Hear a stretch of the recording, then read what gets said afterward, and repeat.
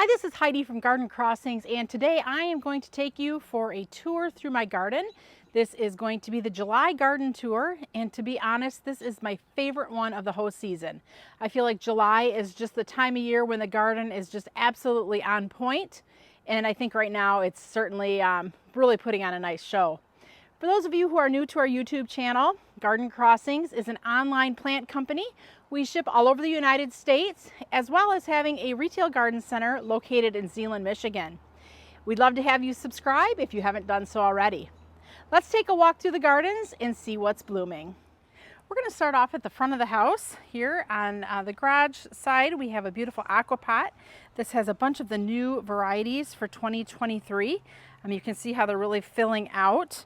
If you watch the June video, I have them all named, but this just kind of shows you what they all look like in the container, and this container is filling out gorgeous.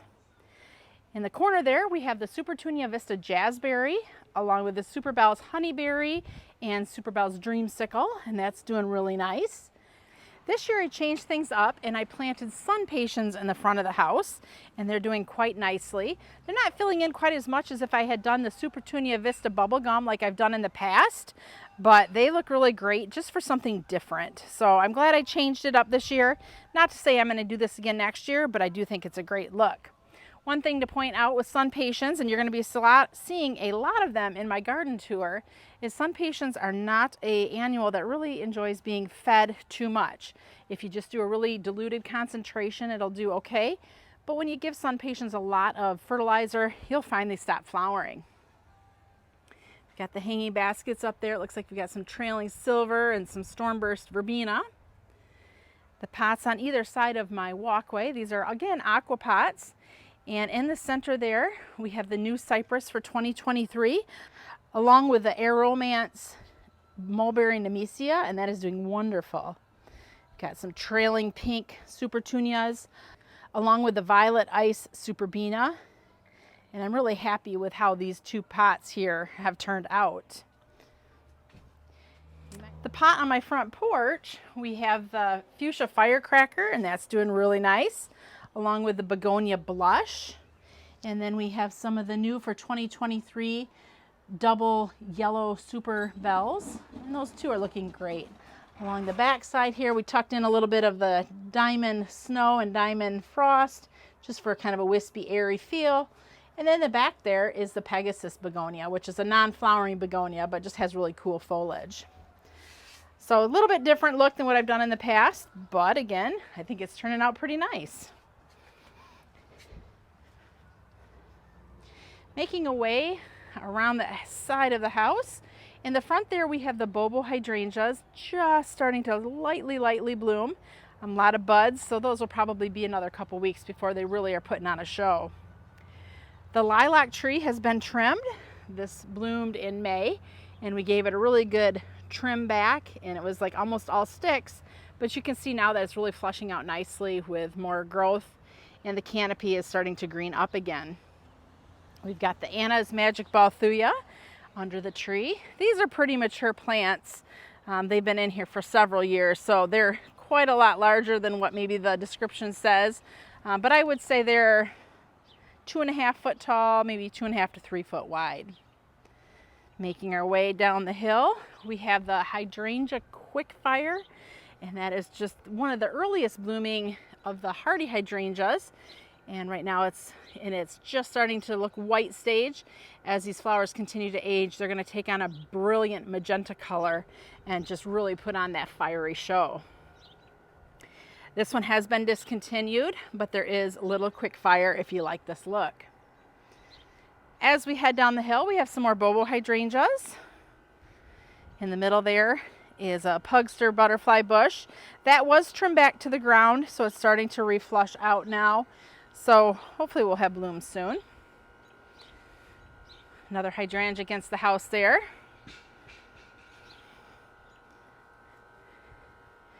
Got a hardy hibiscus that is really got a lot of that coppery black look going on. These usually bloom in August here in Michigan. Making our way to more beautiful hydrangeas. We've got the incredible blush hydrangea Really beautiful pink flowers. This one's about 4 foot tall to 4 foot wide. And tucked in behind it there, we have a couple of the mini mauvettes, which are more like the 2 foot tall and 2 foot wide size. Give you a beautiful close up here. Squeezing past a bush here that my neighbor has. So we'll get reset. Okay, there we go. Here we have the Jolly Good Clematis. It's a little bit smaller flower form, about 3 inches across or so, but really a very pretty looking flower. The dark purple one you see in there is the Venosa violacea, another really great clematis. We haven't been able to get those though in the past few years. So we keep trying though because it's a great flower color. The begonias you're seeing here, this is the new Surefire Cordial Cherry for 2023. They're doing really nice here in the landscape. A couple of the Paint the Town Dianthus. This is Paint the Town Red. We also have planted in here Campanula Starbright, which these were really small plants when we got them, but this is a new Campanula for 2023 as well. The daylilies are just starting to bloom here. We have one of the Red Hot Returns with a beautiful deep red colored flower. Behind it is an astilbe. And then my Ulstrameria Inca Ice is really starting to put on a beautiful show. These beautiful peachy flowers. This makes a great cut flower. And this plant you're seeing here is actually just one plant that has gotten really large. Heading onto the deck, we have several hostas along with some bleeding hearts that were my early spring color. Just kind of giving a little brightness here in this dark corner. The wee white hydrangeas are looking gorgeous right now. Look at those up against the window. Really a nice splash of color. In front of them, we have some of the new for 2023 lantanas, and they're really looking great.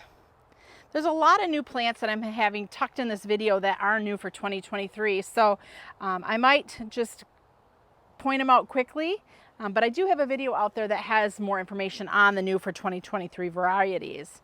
Here's the new Supertunia persimmon, really a very beautiful color. Tucked in behind it is the Dicentra Pink Diamonds. That's a Dicentra or bleeding heart for full sun, and that blooms all summer long. Some more daylilies there, some coneflowers, and then in the back on that trellis, the pink flowers are Pink Mink Clematis, and then some more of the Venosa violacea, the purple with the white star. Some Atlas roses there, the peach. And then a bunch of daylilies and coneflowers. We've also tucked a lot of annuals in just to give a little bit of splash of color so we don't see dirt. New for 2023, here's a new Surefire white begonia. And we have the new for 2023 Super Bells Pink Prism Pink Lemonade.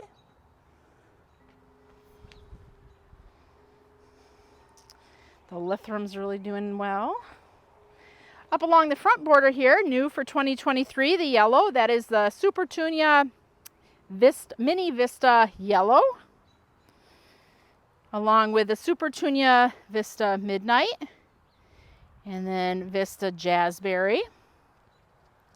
Along the shed there, we've got the Hydrangea Invincible Mini Mauvettes, and they are in their prime right now, looking so pretty. The Clematis is Jack Manny. The Clematis have really done exceptionally well this year. On the trellis over here, we've got Blue Angel just really putting on a magnificent show. Tucked in a couple little, I believe that's Princess Diana, the pink that's just poking through. And then the dark purple, which there's not many because it's almost done, but the dark purple is the President.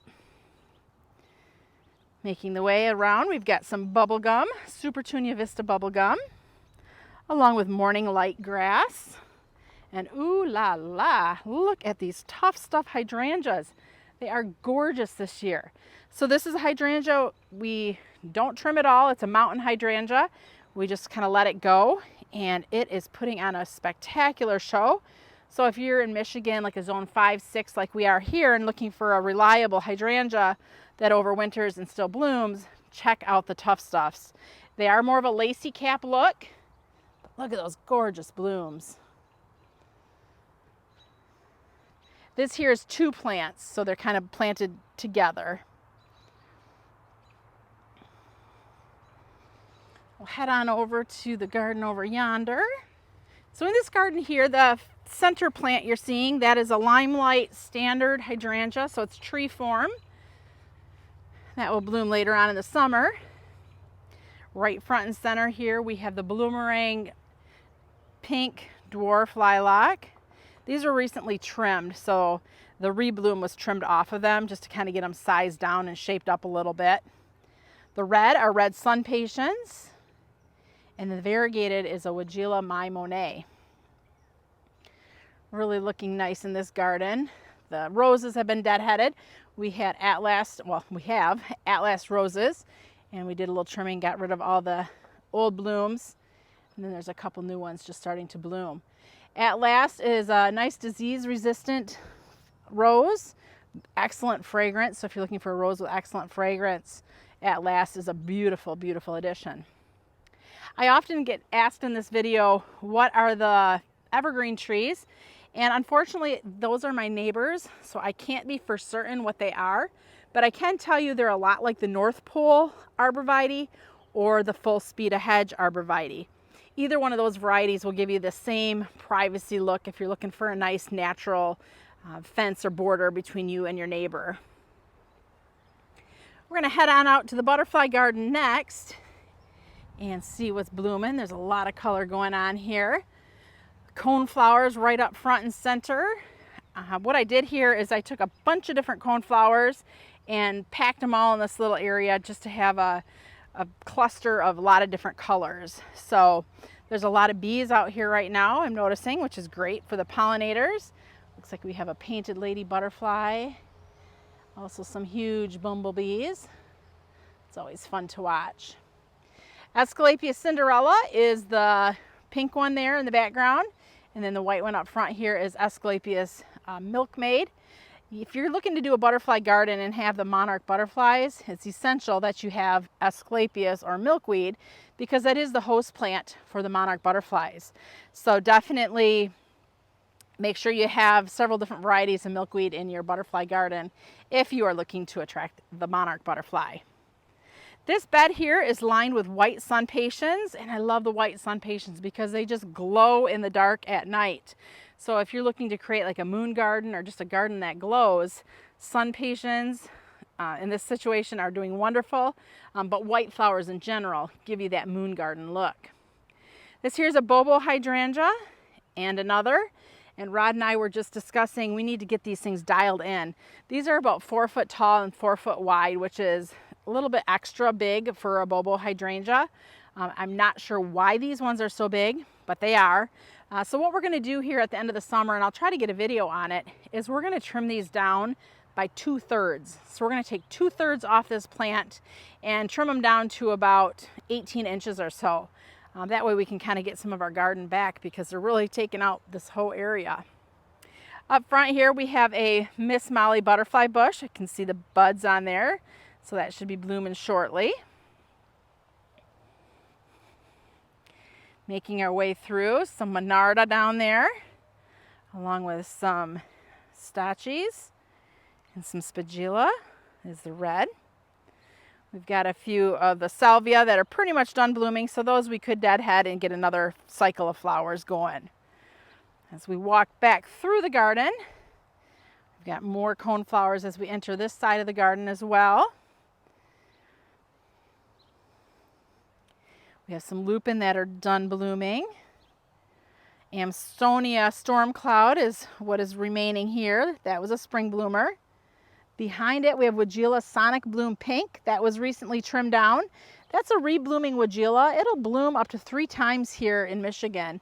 And not just like, an awesome first bloom, but an awesome first, second, and third bloom. So a great reblooming Weigela. We have Clematis Viva Polonia over here. This needs a little bit of fertilizer. It's looking pretty yellow. but really a pretty magenta with a white eye. Back across the aisle again. We've got the white wands, Veronica, some more Spagilas, the red, and then the Suncredible sunflowers. Beautiful tall phlox there. Another tall phlox right here that's not blooming quite yet. Some liatris behind it, which is a great plant for butterflies. Got some Asclepias cinderella that's made its way over here. This was not planted here. Asclepias cinderella is a great one that reseeds itself if you are wanting reseeding. Now, if you don't want reseeding, just pull out any seedlings you might see. But I think this plant is just really nice, and I love the airy feel that it gives in the garden. A nice lupin there. Cat's pajamas here in front of the garden angel. So the lupin has a lot of seed pods on it. So if you're somebody that likes to spread plants throughout your garden, just wait for these to turn black, crack them open, and then spread them throughout the garden. And it might reseed itself as long as you don't use like a pre-emergent like preen or something. These should take hold and create more lupin in your garden. Beautiful blue lace delphinium. I put this in a tomato cage this year, so I got smart. That way it didn't split open, and I just love that blue color. I need to have more delphinium in my garden. You can see the phlox from this side as well. This is the Firelight hydrangea. This will be blooming in August.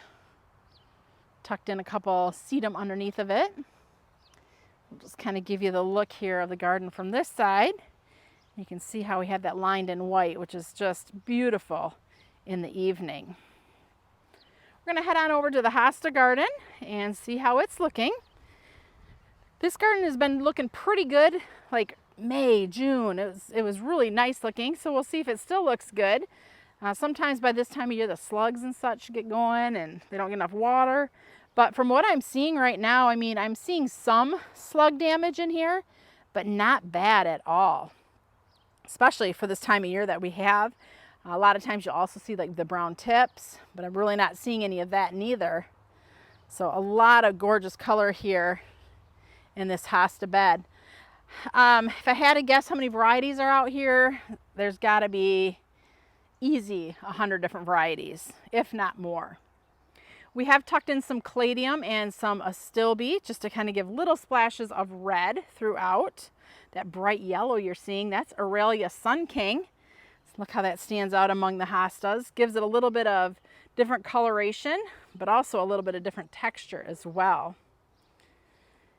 As we make our way through the back here, look at that beautiful line of sun patience. That's just gorgeous. I mean, if you saw the start of this video, you could see them all the way up from my deck of my house, and they really create a beautiful pop of color to this garden and draw your eye back.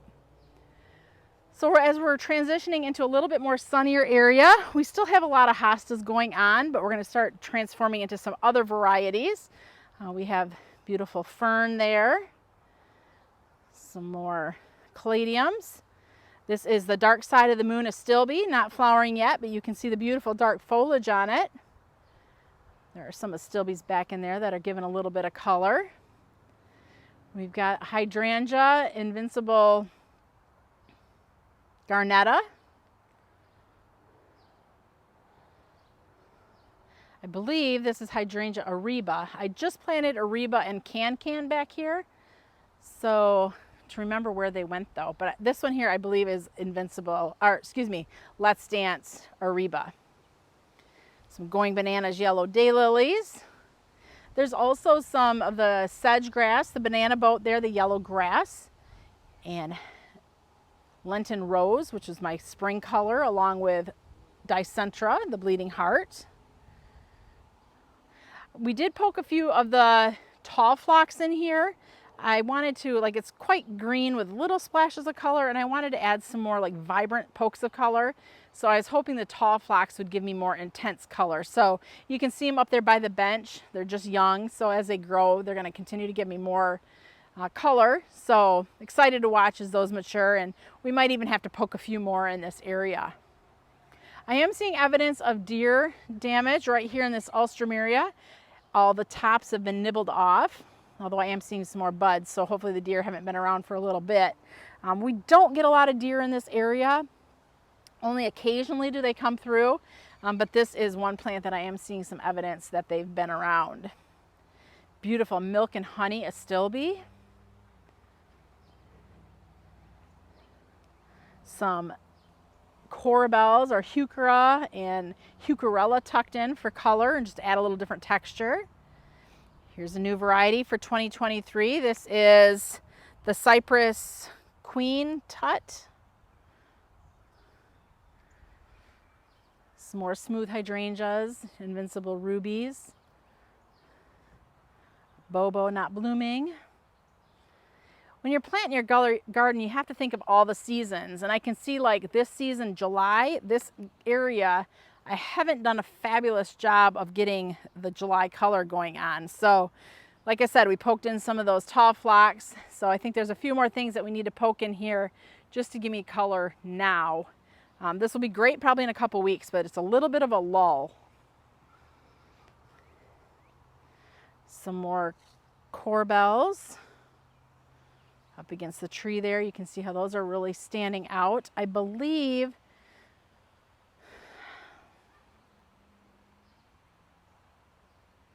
those are red rover back there. You see we've got a hibiscus next to that yellow hosta. It's stretching for the sun a little bit, but it should be a dark leaf hibiscus, but there's a lot of green going on because it's not getting like a ton of sun. Allium serendipity, not blooming quite yet, but it will be on the next tour. We've got some more jolly good clematis. The yellow there is Ligularia bottle rocket, along with a few stachys and some astilbes.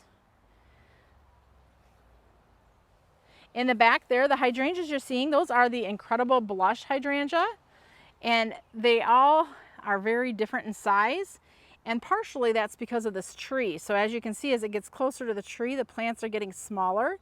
I feel like the nutrients are being pulled from the soil because of that tree, which is creating these hydrangea to not be quite as big as they get closer to the tree. The daylily garden is just starting. I see lots of buds out here. A few of the ones that are blooming right now, I believe, are part of like the Happy Return series. So those are kind of the first ones to go, but there's a lot of buds. So this will be in color here in the next probably 2 weeks. So as we leave the field of daylilies, you may notice that we've switched the Sun Patient colors. We switched from Sun Patient's hot pink that is lining the full border here to Sun Patient. These are all the compact series. Sun Patient's compact purple in the corner here. Just to kind of add a little different color into the mix and to break things up just a little bit. We've got a Nophophia starting to bloom. These are really a quite unique, in my opinion, perennial. This one's just starting to bloom, but you can see there's a lot of stalks down in there. This one here, I believe, is Solar Flare, the yellow. If not, we'll put up what the right name is. It's so hard to remember with all the different varieties that we carry what exactly their names are. So some of this I'm trying to do from memory, but really kind of a unique flower form, and they look cool too with all the daylilies, kind of that same texture. Let's head back by the little shed here. This shed just is like a tool shed, but we're going to head up these little stairs here that are very rickety and falling apart, and just see what's going on back here. So we have planted a lot of things up here, but they kind of get lost. Oh wow. So the gardeners have been here and pulled out a ton of different weeds and stuff from this back bed, and it looks like they got a tarp going here, so they're trying to kill off all the weeds. And this is a great way of doing it, is just putting a tarp. It eliminates the sunlight from getting to these weeds, and hopefully will just kind of kill them off. Another thing that we've done back here, Gosh, this is so great. Like we can actually see back here and it doesn't look like a jungle on our side. The other thing that we do to kind of hold the weeds at bay is put down our grass clippings. So here you can see that we've just been putting all the grass clippings on the bank of the creek here. It smells just horrid. So I mean, it stinks. But also what's happening is these grass clippings are just basically drowning or just suffocating basically the weeds by not letting any light or anything go to it. And as this grass breakdowns, it's also breaking down the weeds and such underneath of it. So although the stink is bad, it's getting rid of a lot of the weeds. The reason we want to get rid of the weeds is because obviously the more weeds there are, the more it blows into the garden beds, which creates more work.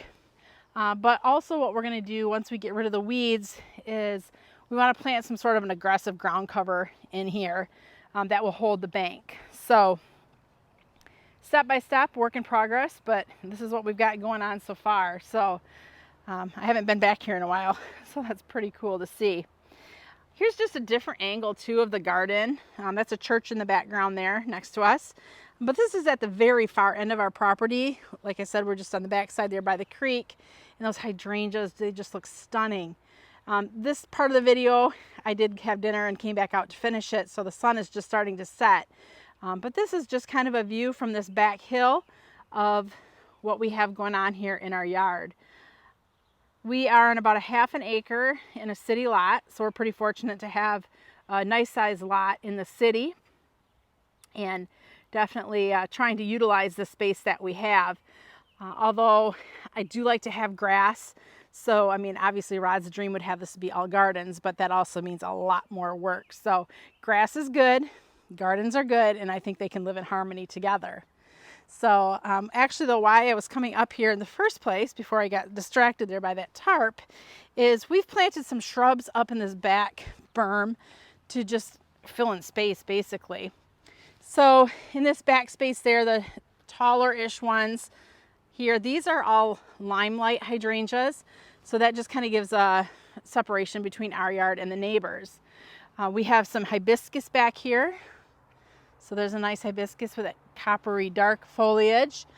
The plant in the back there, so you see the yellow arborvitae. I'm not sure what that one's called. It's just something Rod bought at a garden center many years ago.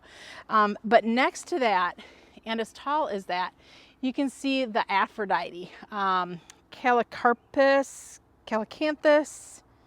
I think it's Calacanthus Aphrodite. And all those beautiful little burgundy red flowers. That plant is huge. It's got to be probably 12 foot tall and at least 12 foot wide. But a lot of just, it's a plant that needs space, but the flowers are gorgeous. Let's go on the other side of this yellow shrub here because I see there's like a branch that's kind of sticking out this way. Let's zoom in and show you the flowers just a little bit better. Beautiful burgundy blooms. Kind of tucked in here. I don't know what kind of creatures are back here and I don't want to find out. But you can see how pretty they are, just kind of breaking up the greens a little bit in this back area. So just kind of a fun plant, but make sure you have plenty of room for it.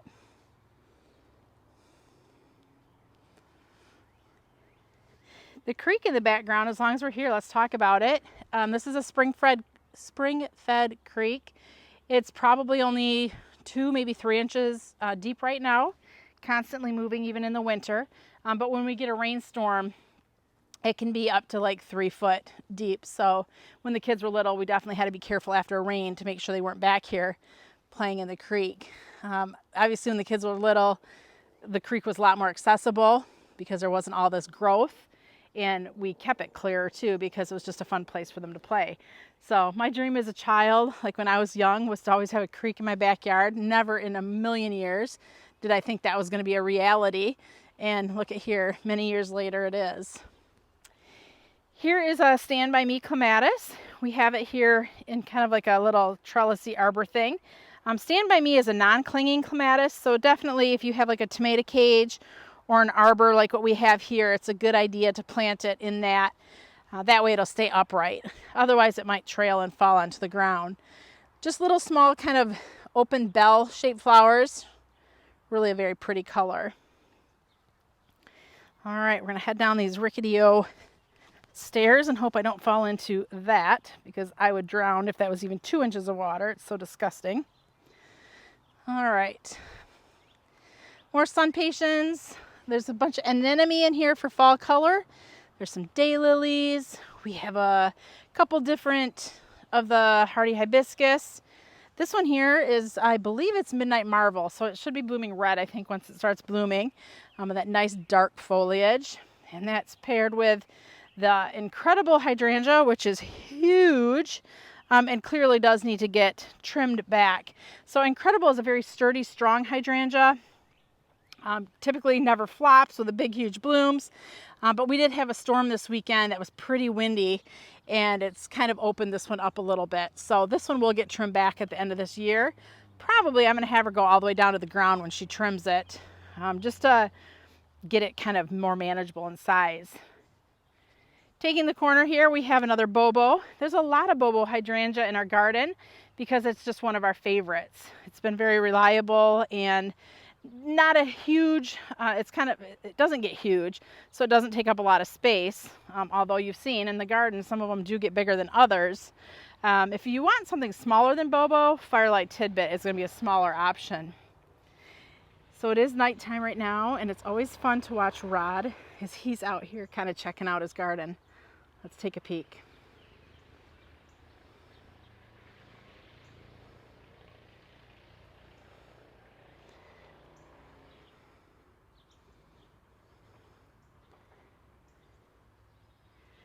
Getting home from work, it's relaxing for him to walk through the garden and just enjoy kind of all the fruits of his labor, and of our labor, to be honest.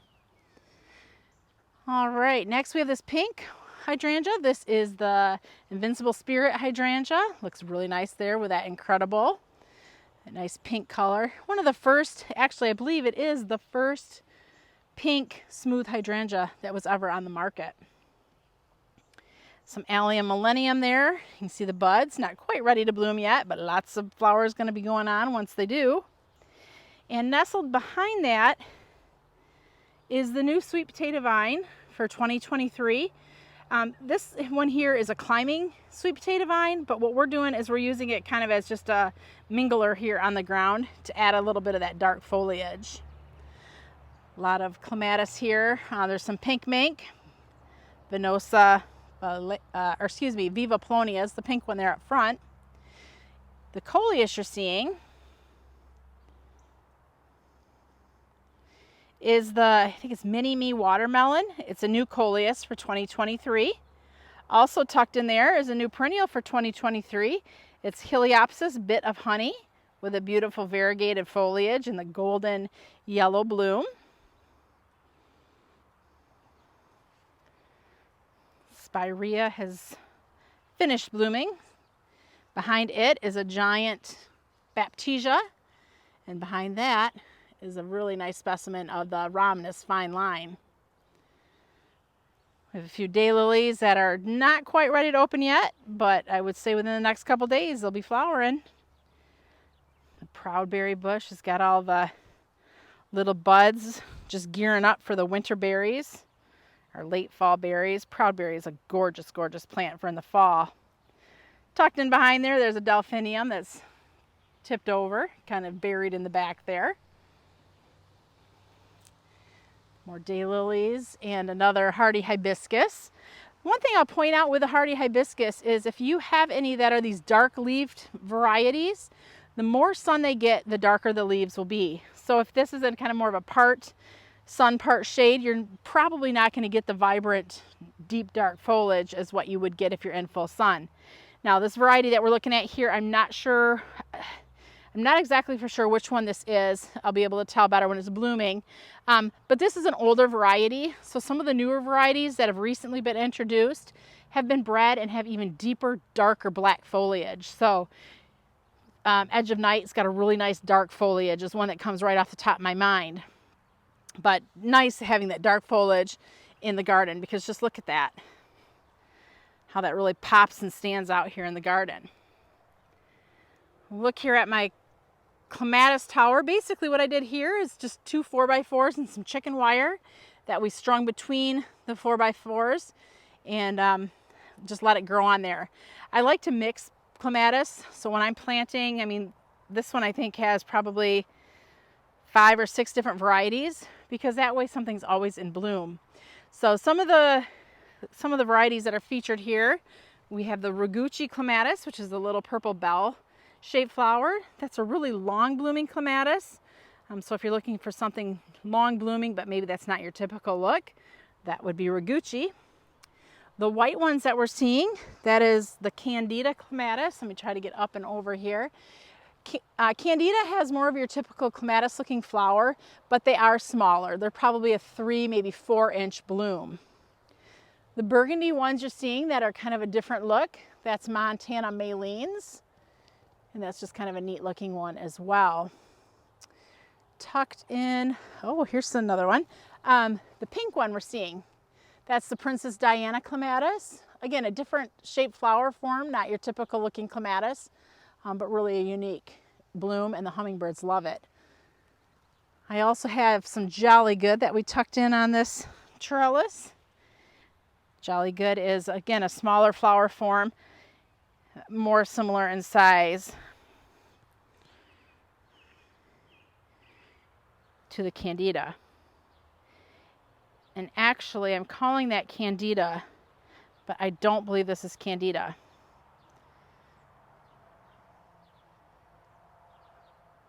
It might be Haldane. So we'll put the name on the screen of what it actually is, because now I'm second guessing myself again.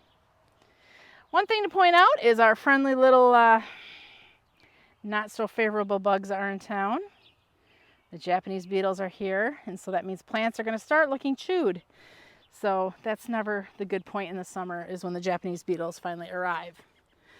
One thing though on this clematis trellis, all of these are your, let's say, non-typical in the sense of they're not the big huge flowers. These are all more the smaller flower forms and the more unique flower forms. And I just love how this is just a wall of color.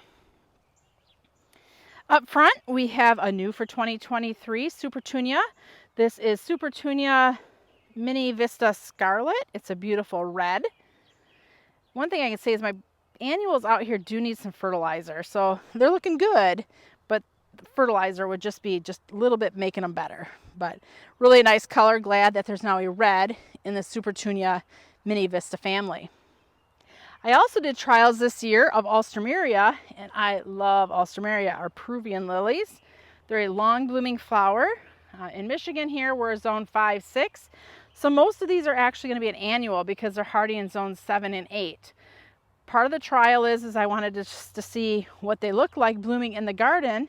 But the other trial is, will they or will they not perhaps come back in the winter? So I'll know that next year. But some of the different colors, here's a beautiful white one with kind of a pink center. Kind of a nice deep red. This is Inca Bandit. Inca Safari is just starting to bloom, kind of a corally orange. Inca Rio. Inca Replay. Inca Lally is kind of a watermelon red. Beautiful Inca Ocean is kind of a bluish purple. Inca Husky. And this one here, the flowers have faded, or there's more buds and stuff because you can see them coming there. But this one's Inca Noble, which is a dark purple. Inca Coral there in the back. And then Inca Gold Rush. So you can kind of see the habit a little bit of these plants too. Some of them are a little bit fuller than others, and it could just be this particular one singular plant, where if I would have planted 3 of them, I would have been able to tell better if their habits were more uniform and full. But loving the Alstroemeria, and I'm glad that we did the side-by-side comparison for color purposes. This part of the garden has been all ripped out-ish and redone. We kept the Weigela Wine and Roses there. It might leave eventually, but for now we kept it, got it shaped up, trimmed up after it was done blooming. In this area here, we're putting some of the new for 2023 perennials. So they're very small yet. Actually not a perennial, but a rose is the reminiscent crema rose. This was one that we were so impressed with this spring in the garden center. Large fragrant blooms. Some of the plants we put in here are the new for 2023 cone flowers. So raspberry gold beret is the double kind of corally pink. One in a melon. It's kind of a melony yellow. So we'll watch and see how those do. Another bit of honey Heliopsis. Some new bright idea rock and grow sedum. And then these here are just Mojave portulacas, yellow.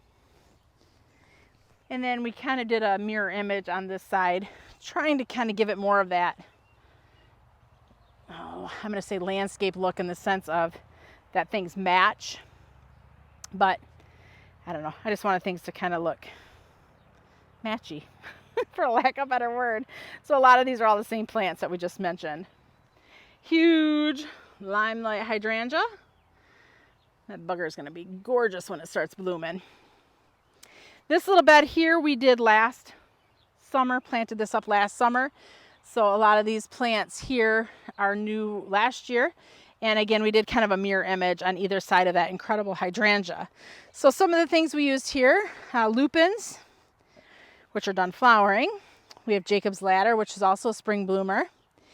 In the back there, you can see the leucanthemum, that's marshmallow, a nice full double leucanthemum. A new allium for next year, bubble bath. Really large flower, but very light, pale colored. Phlox pinkadot. Some beautiful, frankly scarlet cone flowers. This is an upgraded lobelia for next year, the lobelia blue and white. We've got the Nemesia Aromance mulberry, gorgeous even in the landscape. Some of the new Bright Lights osteospermums. So these look like the rabbits have been eating them, so there's not a lot of flowers. But one thing to point out with these Bright Lights osteos is they can handle the heat of the summer. So typically an osteo will shut down and not flower in the summer, where the Bright Lights, they just keep going if you don't have rabbits. That's going to be a gorgeous stoichesia once it blooms. In the back there is penstemon onyx and pearls. Sedum. And then on this side here, you can see it's kind of a repeat of all the things that we just had talked about. So really a lot going on in this garden right now. Hydrangeas, I would have to say, hydrangeas, sun patiens, delphinium, phlox, so many things right now stealing the show in this garden. So hopefully, if you have questions on anything you saw in this video, feel free to leave the comments below. I'd love to help answer any questions that you might have. If there's a plant maybe I didn't mention as we were going along, just tell me the time it is and I'll try to help figure out what it is. I know everybody always asks me, what hosta was that? And I'm not gonna lie, that's gonna be a hard one to answer because I was not smart when I started my hosta garden. I did not name them. So there's some of them that I just know, but many of them I don't, so I do apologize. But yeah, if you're new to the station, to our YouTube channel, feel free to join. We'd love to have you do the tour with us. We try to do garden tours every month of both the up north garden, the greenhouse garden, and my home garden. So lots of different things to see, lots of different garden scenarios. So thank you for walking through the garden with me tonight. I hope you are having a great evening. Until next time, this is Heidi from Garden Crossings.